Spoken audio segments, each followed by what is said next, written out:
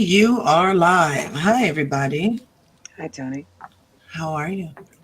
Hey, Tony. Hi. Cold. Good, because we're cold here in Vegas as well.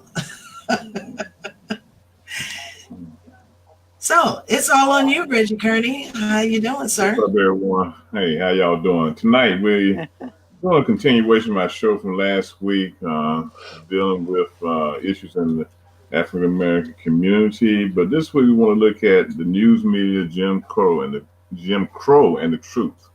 It's very important that we discuss these issues during this time of year, which is normally set aside. This month is normally set aside for Black History Month, but Black history should be taught every day, and that's one of the discussions we were having last week. Was the need to, to discuss Black history and who was going to do it, who was going to take that road.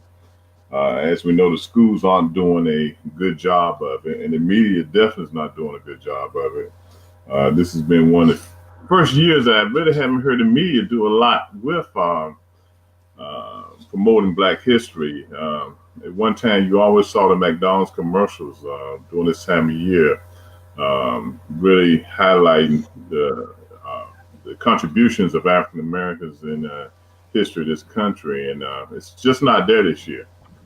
So we want to just dive a little deeper in that and try to figure out why the news media has left us, and why do we continue to have to deal with Jim Crow here in 2019, and definitely deal with the truth. What you guys think? I say go for it. Go for it. All right. It's very frustrating. It's very disappointing. It's disgusting. I remember in college being very, I was a history major in college and being very disturbed at the notion that in order to learn of the impact or contribution that people of color had in American history, we had to take it as an elective, as if it was other history outside of normal history, which I found very offensive. And we're seeing more and more every single day the history of people of color in this country being bled out of history books or rewritten completely, so that the people who should get credit for inventions and major accomplishments are shifted to others. You forget who invented the stop sign in streets, or the first heart valve replacement, and things that are significant contributions, not just to this country but globally. And it just seems like same song over a millennium. The notion of divide and conquer and rewriting people's histories or getting rid of their histories to get them to assimilate. And then, of course, that got me thinking about what assimilate really means. I used to think of it as a blending of two stories or cultures, and that's not what this is. It's a complete and utter whitewash. It doesn't surprise me that we're not seeing a lot of recognition of Black History Month in the news now. It doesn't? No, not with Trump in the White House, and not with this administration, and not with the air of permissibility that people have to act out their racism and their hate. I think companies are feeling like that they don't have to kowtow to people of color in this country anymore, and they can do what they really want and act like we don't exist. I don't think it's a matter of what you use as kowtowing. I think that, come on now. Well, I think for me, on the local level, I see the media portraying it, because I look at pretty much all the local news networks, and they always have things every day that are talking about African American history. Now, it may vary where you live at. On the national level, I have not seen it as much. That I will say, I haven't seen on CNN. Because there's, to be honest with you, it's news is about ratings. Mm-hmm. And if there's other issues that are going on that are going to boost up ratings, unfortunately, African American history is not going to boost up ratings unless it involves something with R. Kelly, with Fairfax, something that deals with scandal and some negative side of it. What I will say is that for me, I'm not one that leaves it up to someone else to tell our story. Mm-hmm. And as long as we continue to tell our story, the story will never go away. Outlets like this is one way to do it. And for me, I try to educate as much as I can. Now, before I get off, what's the number that people can call in before I Oh, send it I'm out? sorry. Area code 702-970-4887. Wait a minute. I'm only 47. 0702 970 970 4887. 87. Okay. So Yeah. when it's time to call in, please call in. Mm-hmm. But I had to go back and agree with Sharon also. The White House, I mean, you look at the climate, the political climate we're living in, and this administration has done very little to promote Black History Month. Where in the past, regardless of who was in the White House, in the White House, they promoted Black History Month, and it was a strong promotion. They had something at the White House to highlight it. They had different functions and things, and you have this guy who's supposed to be president and his little sidekick. They went to the MLK monument memorial just for a photo op. Mm-hmm. A hit and run. And that's basically what it was. And I think the time they spent there was what, 2 minutes? Yeah, about 2 minutes. Walked up, walked back, and left. Okay, and so that's the craziness we live in, the world we live in. The promotion, but I think it's going to happen. It's happening with all the months, like Women's History Month, Hispanic, Asian. It just is not any real concern for that history with this current White House that we have. Mm-hmm. Mm-hmm. Penn spent more time at that football game to make the statement about walking out during the Pledge of Allegiance when they were kneeling than they spent at the monument. And that's very telling. Well, I want to go back to address some of the things that we had spoken about last week, if you guys don't mind, because I think the conversation kind of shifted, which then led us to tonight's show. But I think it started when Reggie mentioned the fact that the children and how they're being taught in school today about Black history. And I think then it then verged into the conversation where Derek had mentioned that even when you're taking classes either in high school or college, you have to take Black American history or Black history as a separate course. And it's not a part of the U.S. history. I think that's the part that led me to think, we really need to talk about this, because Black history is U.S. history. And as long as we don't address the fact that it is a part of this country's history, then we're still allowing for us as a people to be pushed aside. What I find very concerning is given the blatant attempt of those who are in control of the scholastic agendas in public schools and whatnot to bleed out the influence of people of color in this country on American history. If our generation and even the generation under us doesn't maintain the flame, if you will, educate ourselves and continue to educate those after us, we're going to hit a generation that doesn't know anything about African American history outside of slaves or indentured servants, as the governor wanted to refer to us as, and it will be completely rewritten. It'll be even harder to teach that. Well, I think future generations. I think that we're already there. Well, we're still here. God bless. So bless you. Bless you. But it's. I think for me, being an educator, and I used to teach history, and I stopped teaching history because I was not allowed to really tell the truth. Mm-hmm. That is, we would look at, say, like Louisiana Purchase, and I don't remember a lot about it, but they said, "Well, that was a great deal," and I was like, "No, it wasn't." Let's think about it. Hmm. You either gonna take this money, or we just gonna take the land. It's that simple. Hmm. When you look at the Civil War, oh, it stopped slavery. It was all about slavery. No, it really was about, and when you look at it, it was about money. Mm-hmm. The industrial side, the industrial part of the nation was in the north. The materials was in the south. Right. So if you can't get the materials, then guess what? You can't produce the product that does to make money. So there was a lot of other factors that were going on. What I didn't really like was really, and we had mentioned before, was the patriotic history.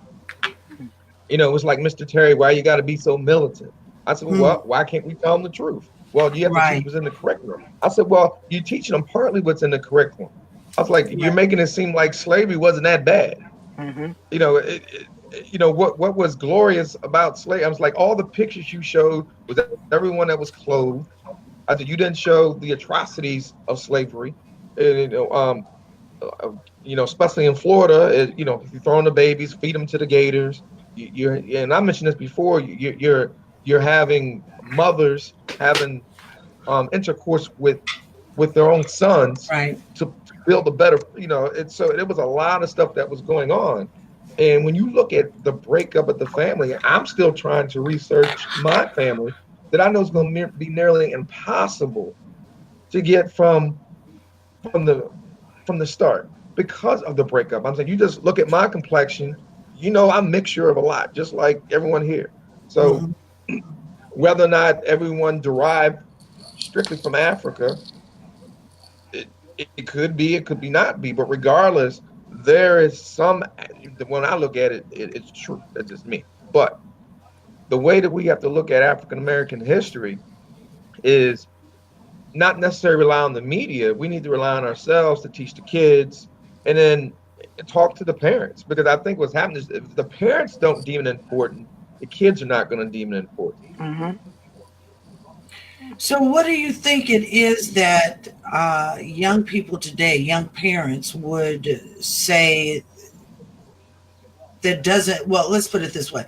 What do you think the young parents today in their 20s and 30s would be deemed as unimportant about slavery? I mean, what is more important, or what takes the place of being important when we talk about our history?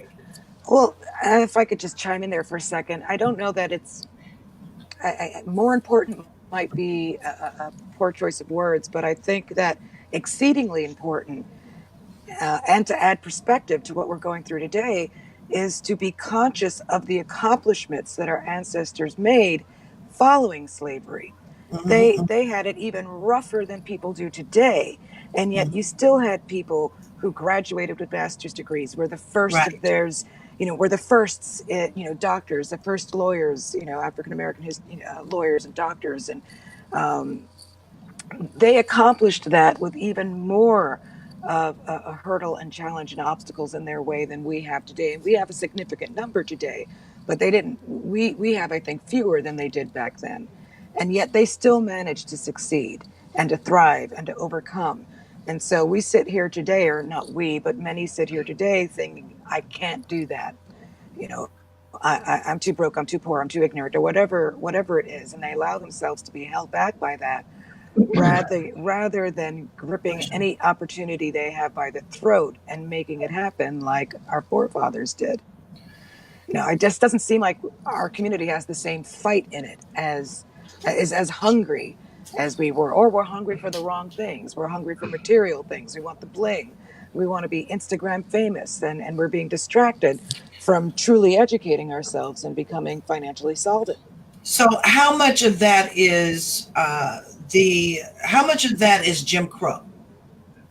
When we look at the inferences of Jim Crow and how it affected the psyche of African Americans.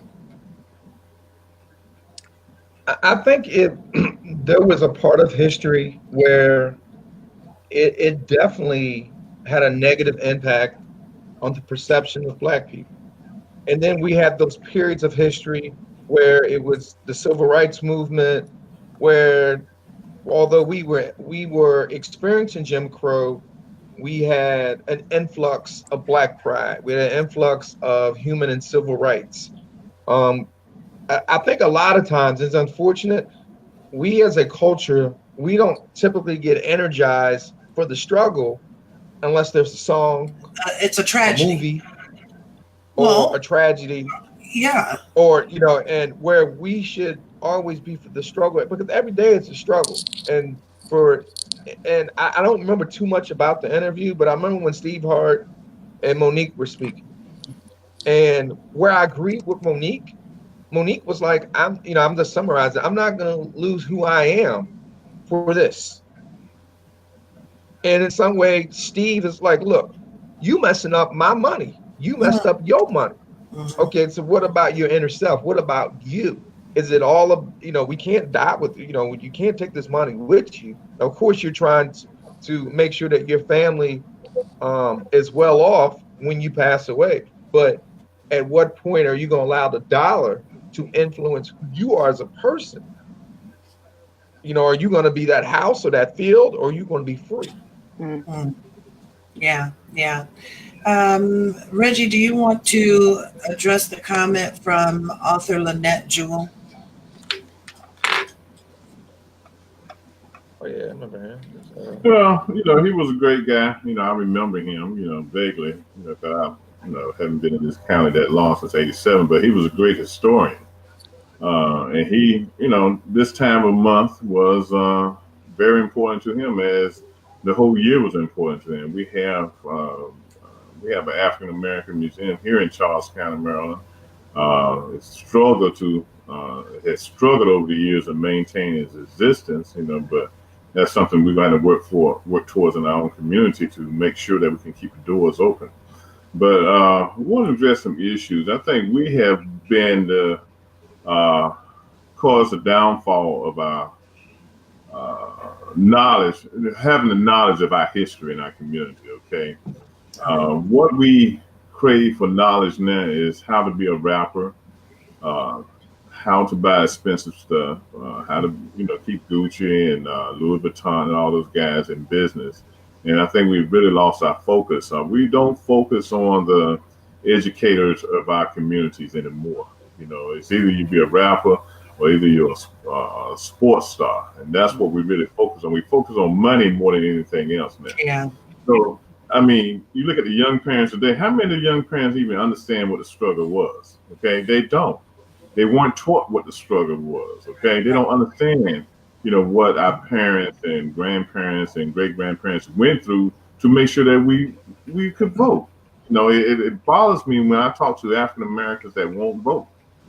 They have no desire to vote. They want to invoke scripture wrongly to justify them not voting and stuff. So I mean, it's the ignorance of a lot of people in our community when it comes to understanding what it means to vote. So I think we have so much apathy in our community, it's killing us right now. That's it, apathy, yeah. It's literally killing us, So yes, should the white community feed us our history? Yes, in a certain extent, because they need to teach it in school and start whitewashing it. But we have to, in our community, teach our own kids and things. And that's what Mr. Diggs did here in Charles County. He made sure that the people of Charles County knew about the Black history here that took place here in Charles County. So, I mean,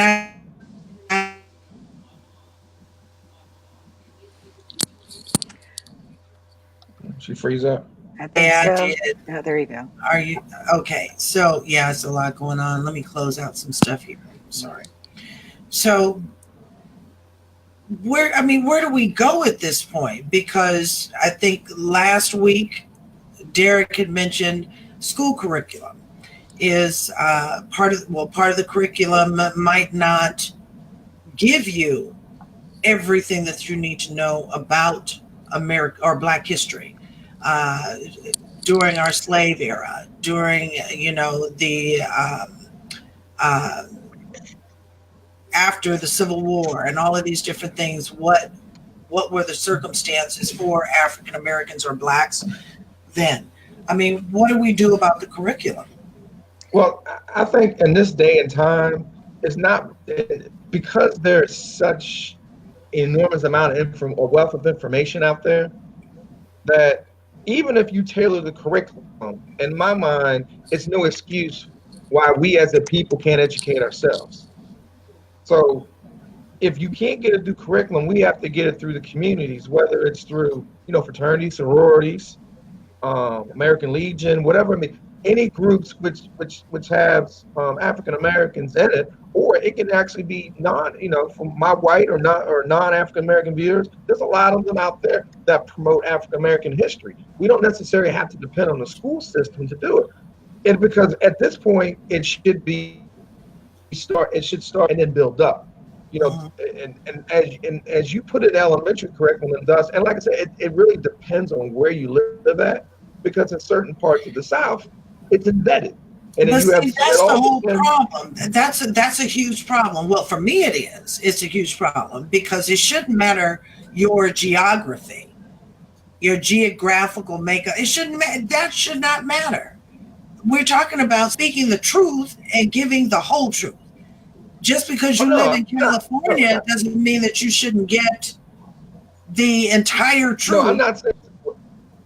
What I'm saying is that there are school systems that have it embedded already in there. For those who do not, it merely comes down to those elected officials and those parents. Because remember, those parents, let's say we're in an area that's 95% white, and they voted in that 100% white school board.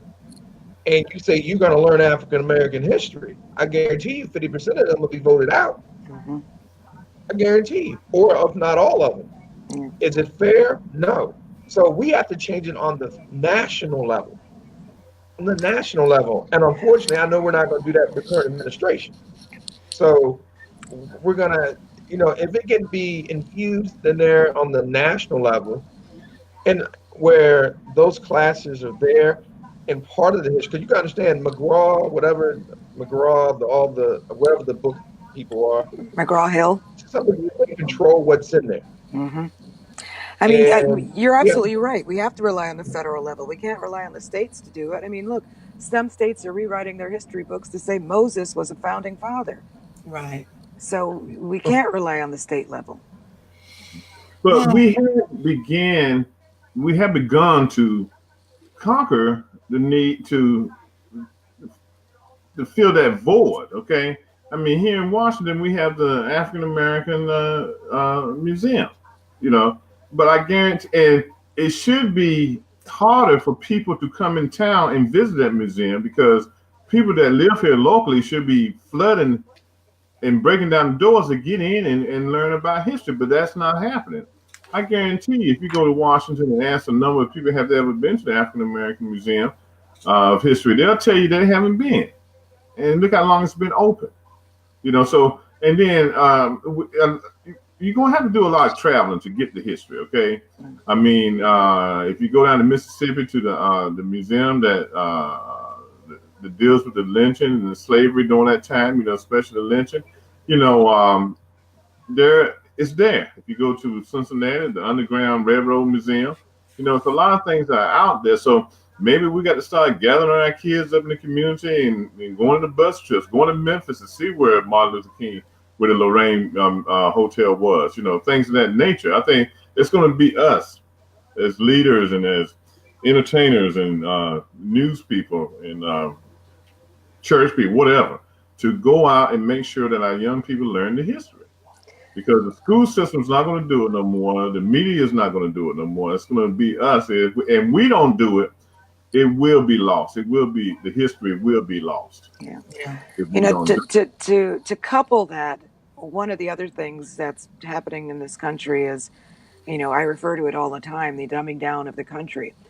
And, every single day I meet people who almost proudly tell me they don't read. Oh, I don't read. Almost proudly. And it boggles the mind. So, I blame the school system for a lot of things, and one thing in particular is not inspiring curiosity. Now, Derek, you say you were a teacher, so obviously I'm not including you in that. And not all teachers are bad teachers. Some want to be good teachers, but the schools they work in, the administrations they work in, won't allow them to go off script, which is insane, because if they're adding to the script in a truthful manner, they should applaud it. But people, they're bleeding curiosity out of the population. They don't want to learn.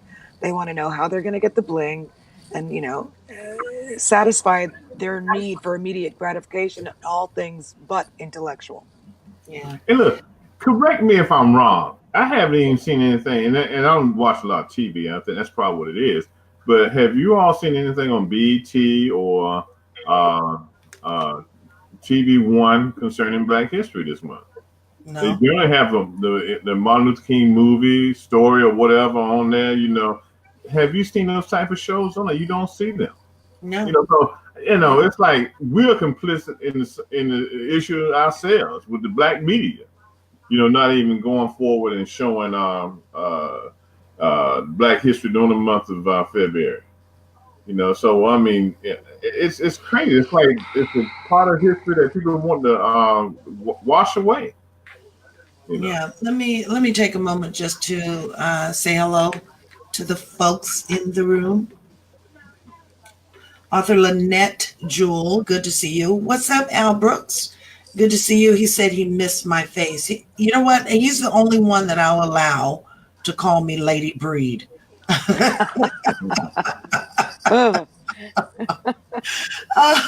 Miss Jewell just made a comment. She says, "Is to the gentleman," and I'm sorry, Miss Jewell, I don't have my glasses on, so if you see me squinting, it's because I'm an old person with no vision. She says that is to the gentleman that is above Reggie. Oh, this is for okay. Once we get the people and the office, their promises is what we need to hold them to. I'm so tired of the broken promises. We need to hold him accountable. Then we can start making changes within the school system and other places. She's just saying. She says once BET was sold to Wisconsin, that history was a wrap. She's right. It was a wrap. And that's part, you know what? Okay, so I'm like on the fence when it comes to media. I like the media that we do because we talk about stuff, right? And we are very transparent. We're open, right? So I love what we do. But my problem with the media is that they will whitewash for the sake of $1. And then it takes the true element of, say, BET. That's Black Entertainment Television. That's what it stands for. So if that is the case, then why aren't you saying no to all of these dollars to these white conglomerates of media and stick to what the basis of your programming is supposed to be? And that is to teach and enrich the lives of those who are of color that are supporting your network. That's the problem I have. It's called dumbing us down, okay? They don't give a crap. They're doing it for the money. They don't give a crap about us understanding our Black history, okay? They want us to be into the bling bling and to the rap videos and things of that nature, okay? Having young men walk around with pants sagging and all that kind of crap, okay? That's stuff, like that. But see what it does is for folks like us. Now, Derek's been in radio. We've been in radio for some time. We've all done this for some time. But what it does is it puts us in this holding pattern to not be able to reach people of the masses that really want to hear the truth. They need to hear the truth. And for people like us, they don't want us on because we are not going to, like Chera says, cow down to this money. Yeah. But I You mean, know, you look at what happened to Roland. Okay, Roland was rolling until somebody got in Kathy Hughes' ear, and he was dismissed. But they let a show like Sister Circle or Sister to Sister stay sister, on with sister. that. Right. Yeah, that doesn't have any substance. Okay, but Roland brought he brought the truth to us every day. He kept the fire lit on those guys' feet in D.C. and politicians and people around the country and the world. But when he started jumping on Trump and jumping on these people, and Kathy looked at her shareholders and looked at the money that she could lose, scared to lose her license. Hey, he was gone. Okay. Yeah, but see, that's why it's so important. And you know what? I ask people all the time. We've been doing these shows from the time that we were doing them, you know, people calling in. And now we're here face to face with people so that they can see us, so they can see our reaction and see that this is real stuff. I've asked people all the time, support what we do. You know, if you want to know the truth, support what we do.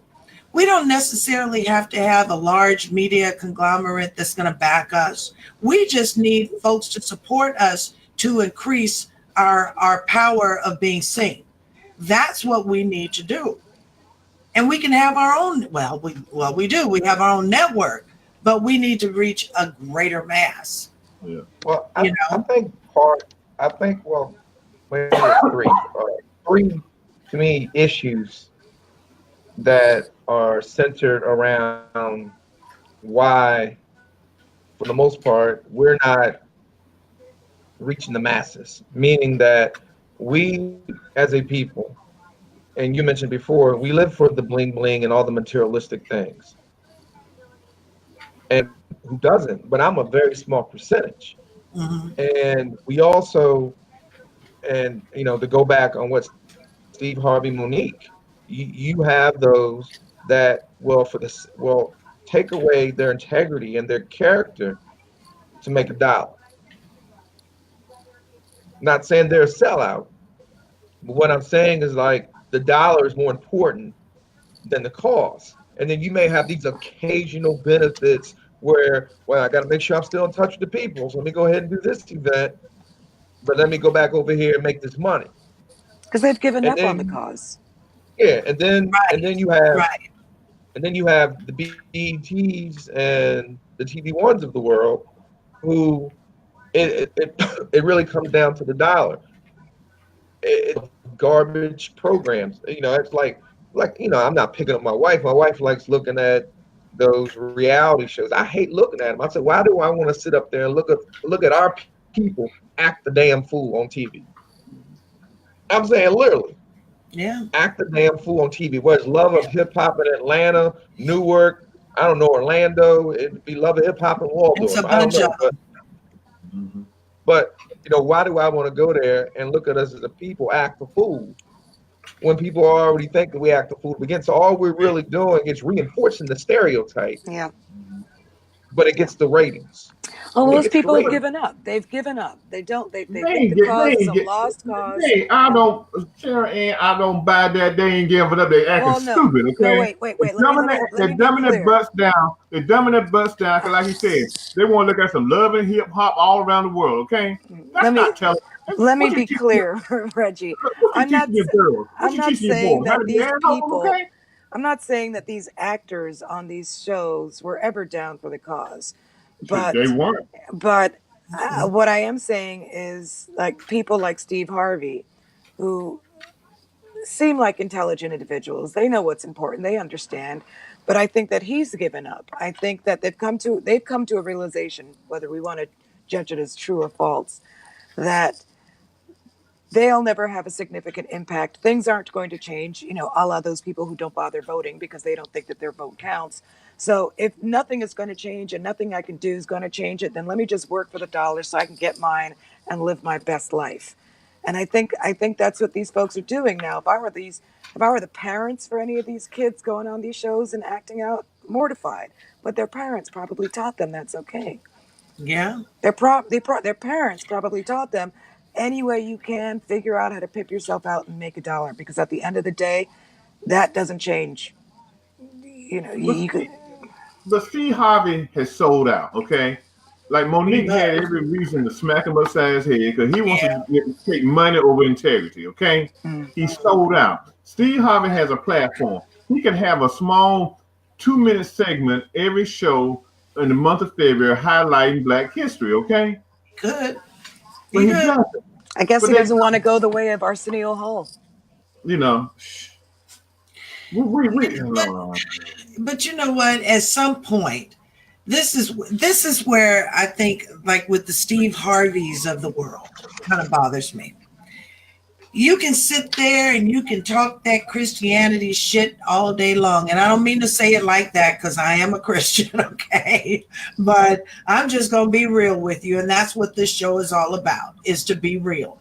You can sit there and you can talk Christianity all day long about, you know, your grandmother took you to church and you were in church 7 days a week and you know the Bible back and forth and I'm going to pray for your brother and I'm going to do all of this. But then when it comes to your own people, you take a back seat.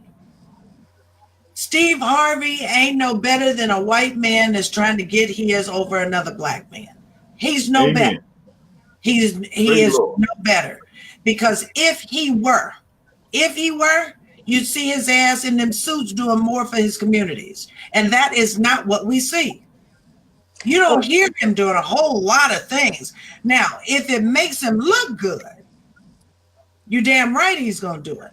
But remember something we talked about over a year ago in one of our shows. And I'm not necessarily giving him an out. I'm just acknowledging something. We're not all cut from the same cloth. And not everybody was cut out to be a leader. Not everybody was cut out to be a spokesperson for any cause. I think at the end of the day, Steve Harvey is scared. It's about money and he wants to make his money. But I think he's also scared to take that platform. I don't think everybody is not made to be okay. So try this on for a minute. Try this on. So everybody you say is not cut out to be a leader or a speaker or a spokesperson but if you are of color, you cut out to be a part of the culture that you're born in. Oh, that's true. Okay. Yeah. And you're cut out to some sort of acknowledgement that there is a problem. Mm-hmm. Do you agree? I don't disagree. So why is it that he has to be cut to be a leader or spokesperson for the African American community? He's not. No. He doesn't have to be. But goddamn it, do your part.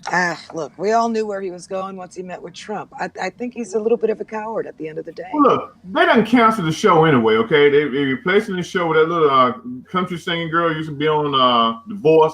Okay, he's getting replaced, okay? So he's out of the game, okay? They don't even understand how they're getting played, okay? Now, but like I said, we need Roland back on TV, but nobody's going to touch Roland because he tells the truth, okay?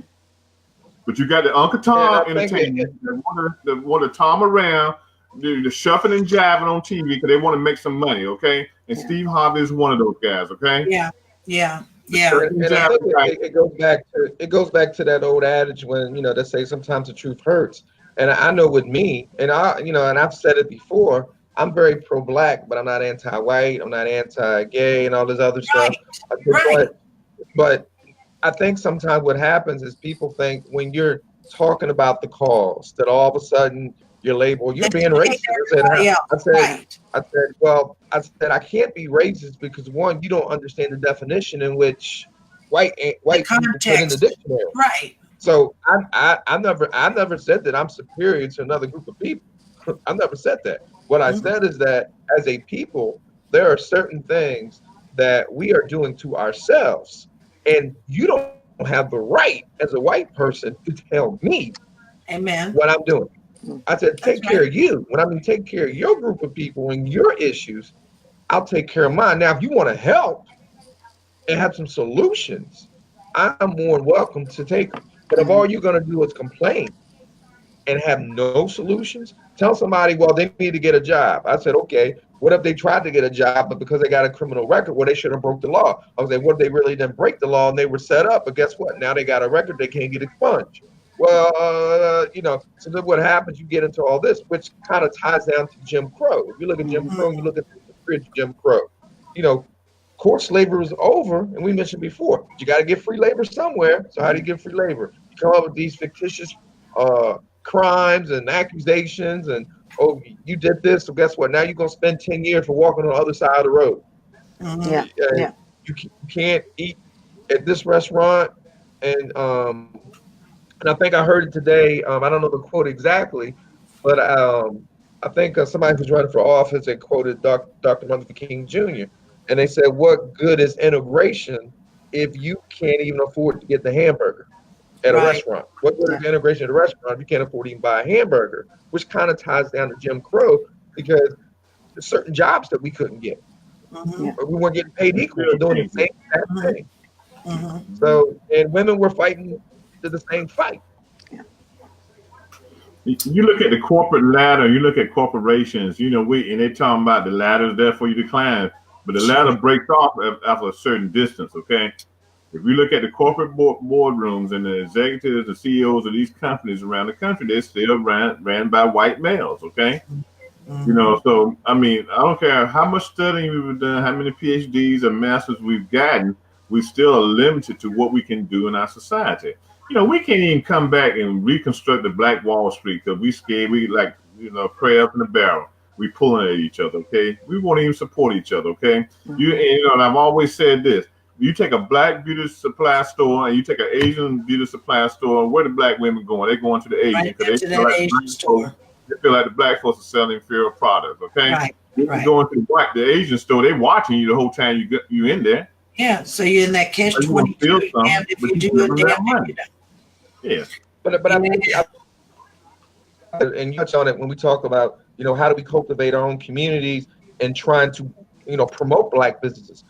And this is for anybody's out there. If you have a black business, you better have good customer service. And that's the thing. Just because you're black, don't mean I'm necessarily gonna go there, because if your product is, if it says we serve the best burger in town, and your burger is about this thin, I don't know what type. If I can go to McDonald's for this. So, and you gotta have good customer service. Your product has to be right, and the price got to be right too. Don't we have a tendency as black folks to overprice us? And I'm so glad you said that. I'm so glad you said that. So someone had turned me on to this website.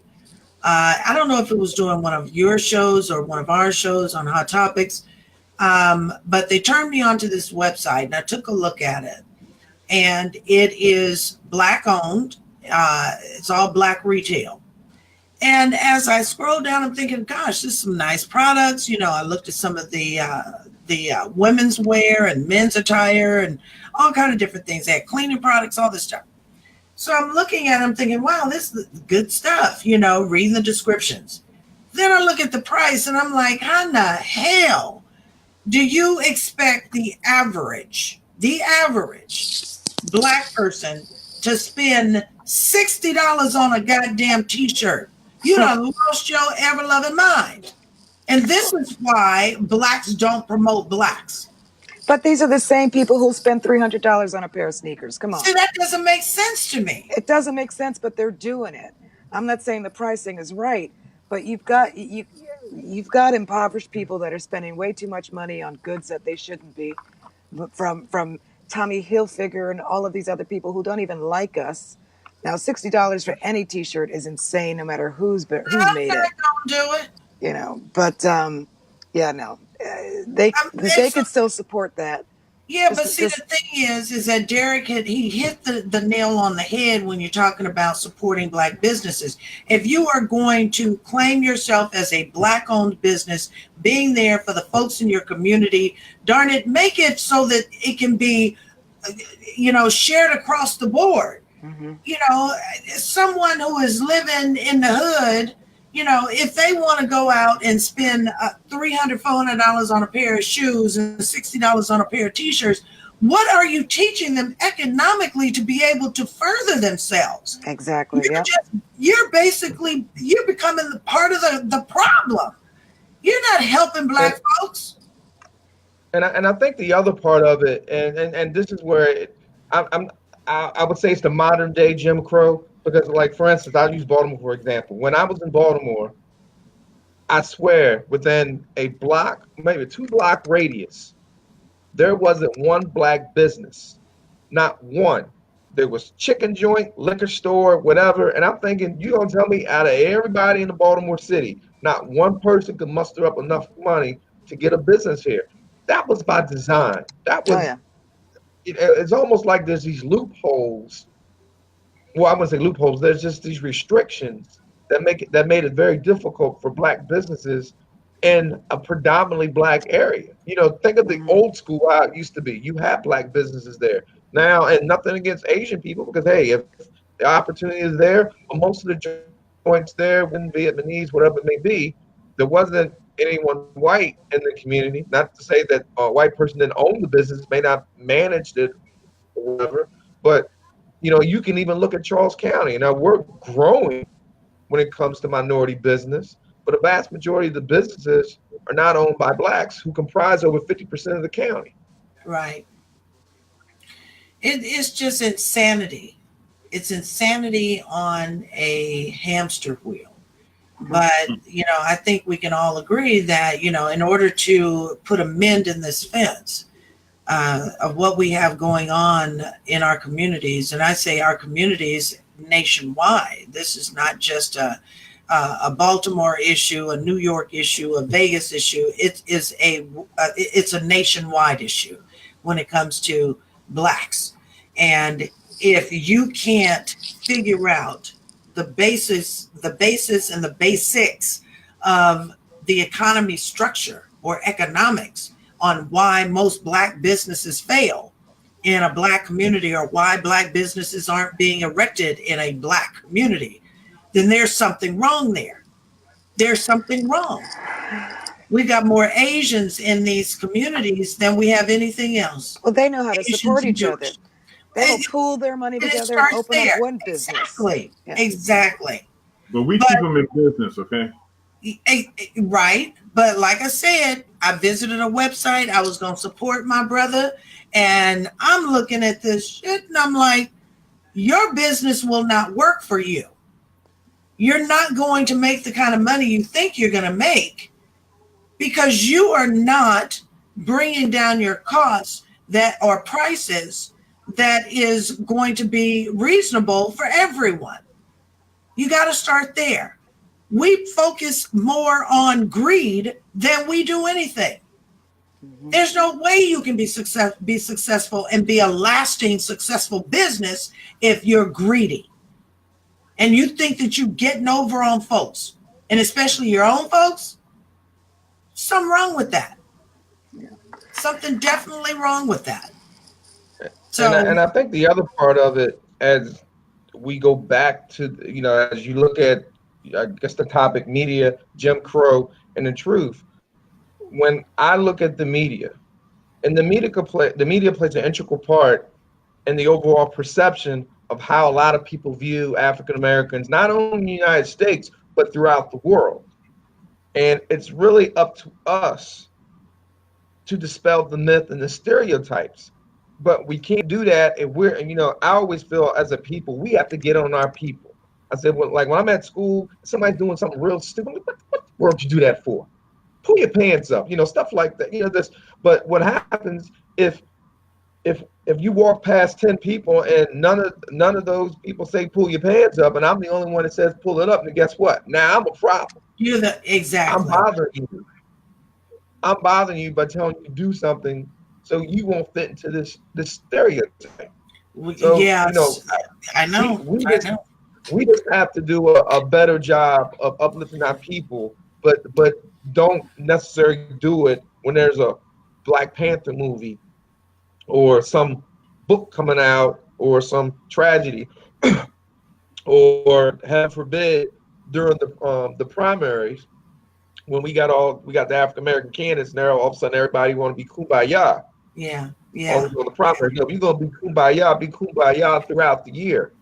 Right. Don't try to kiss my butt. Cater to my needs for a vote. Be you. Be real. Because you be real, people are gonna see it. If you're not real, people are gonna see it. You got that right. You got that right. So I'm not sure what happened with Jerry Ann's camera. She's still showing in the black. So I have no idea what's going on over there, but until she does. But let me say this. We have already come to the end of our show tonight. Where do we go? Where do we go from here? Same old crap, just another day. You know, we just got to keep fighting. I mean, we got to keep pushing. That's all we can do. Yeah. You know. Yeah, you're right. You're right. Mr. Terry, That's all we can do. Where do we go, Mr. Terry, from here? But you can't go down. You only go up. So I'm saying I don't. We can never go further down. That I do know. I'm saying that the struggles that our ancestors have had, you know, we ain't gonna go that far down. All we can do is go up or stay the same. I'd rather go up. Yeah, Jerry Ann. Sorry, I didn't realize I'd gone black. Yeah, you did. No pun intended, right?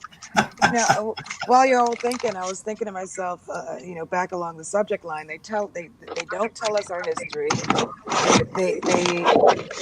They manage our narrative in the media. They create a global perception of us and manage the narrative of who we are as a people. Block our ability to get funds so that we can support our entrepreneurs who want to open businesses. And yet we still give our money to all of these organizations and these companies. You know, people like to say they're woke, but they're not really woke. So, you know, we there's a lot of ground to cover, and we can't do it all in one show. You're right. You're right. But I'm so glad that we were able to come back and at least have an open dialogue about this. I know this is not the normal format for you guys' show, but we are in Black History Month, and I don't think that it's just because Black History Month that we had to have this discussion. I just think that it was greatly important that we continued the conversation that we were having last week, because last week I think opened up something that maybe we need to address once again here when we talk about media and how Blacks live and where we're going, what we need to do to get there.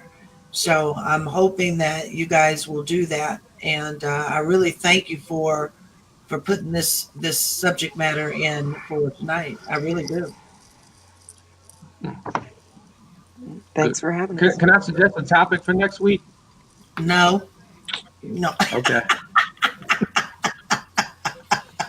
Yes.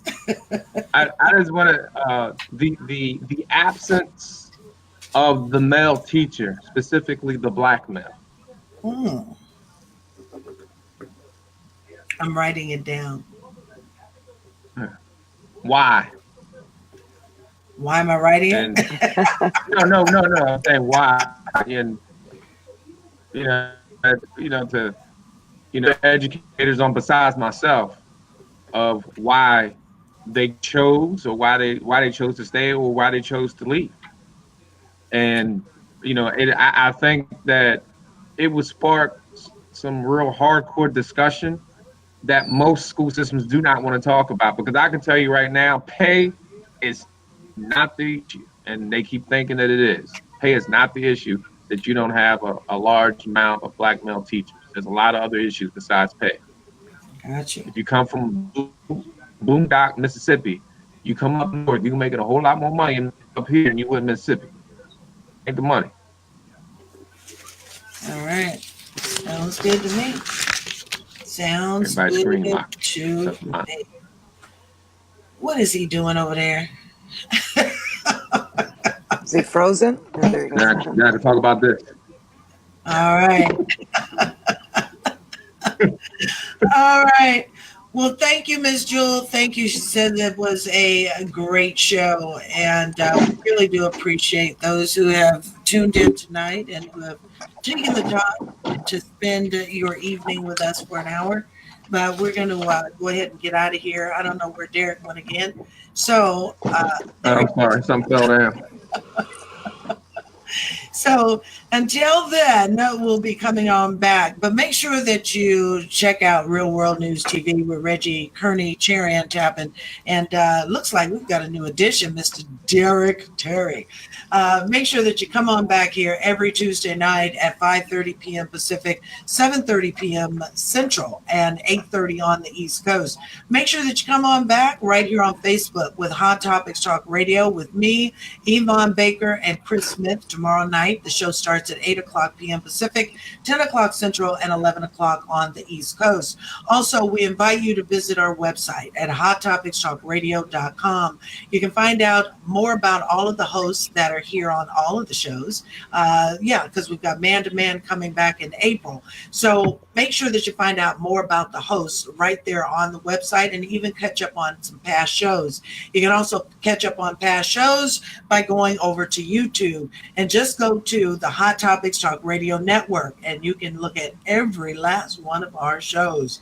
So it has been a great night and we wish you all the very best. And if I don't see you tomorrow night on Hot Topics Talk Radio, I wish you a wonderful rest of your night and a fantastic rest of your week. And the same to you guys. My very smart.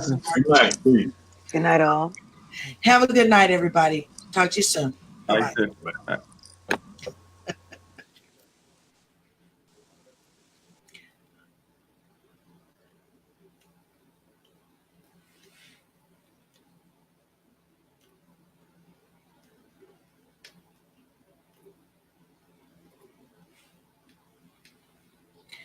Thank you for joining, everybody. We will see you back here next week on Real World News TV on Tuesday night. Have a good night, everybody. God bless.